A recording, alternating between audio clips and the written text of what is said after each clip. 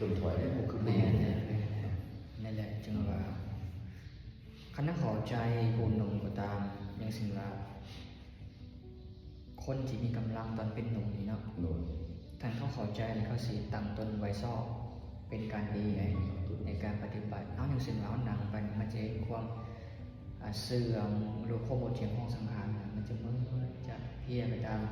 ขั้นว่าเขาบอกว่าพึ่งปฏิบัติตอนยังหนุ่มยังน้อยขั้นเขาไปตอนเฒ่ามันโคตรแตกต่างในการเขานำไปโดนด้วยความโมยความเพียรของสังขารลักษณะเดียวกันแน่นอนแต่ว่าคนหนุ่มจะได้เปรียบ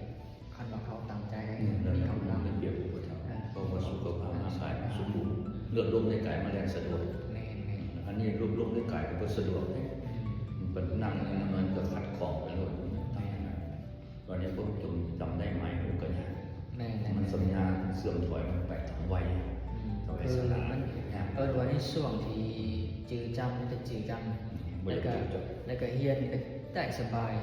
แต่ถึกช่วงวิทย์ความจือจำเฮียน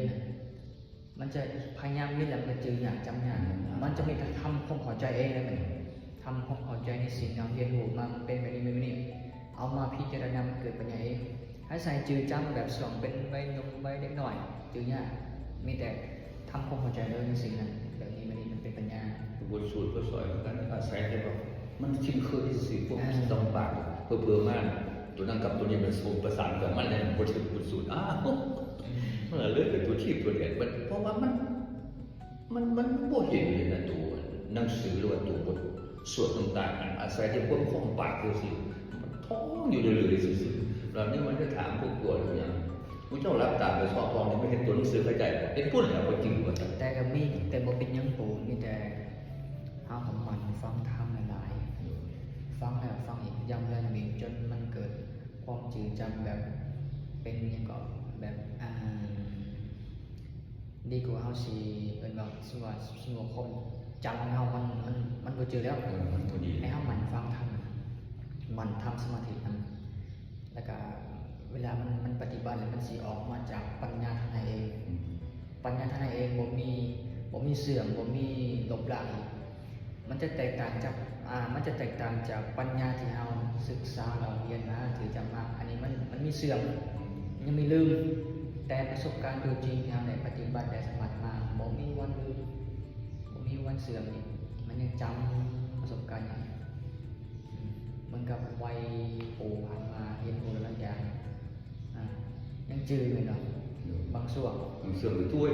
อย่างน้อยๆมันยังจืดมันจืดยังจืดเอาแต่ว่าบททำบทเรียนนะเรามามันเลือกได้ก่อนบุรุษคนจืดก่อน นั่นแหละ คนของเราขึ้นตัวอยู่นี่ จึงว่าให้ปูฟังธรรมปฏิบัตินั่งสมาธินอนภาวนานั่งมันเป็นการฟอกใจของเรา บอกไปเลยสว่างมันมาถ้ามันเกิดสมาธิเองมันจะเป็นประสบการณ์แล้วก็มีวินัยสติอัตโนมัติปัญญาให้แตกสร้างเลยตัวคนปฏิบัติได้แตกสร้างเลยในธรรมะคำสั่งเจ้าเป็นแบบนี้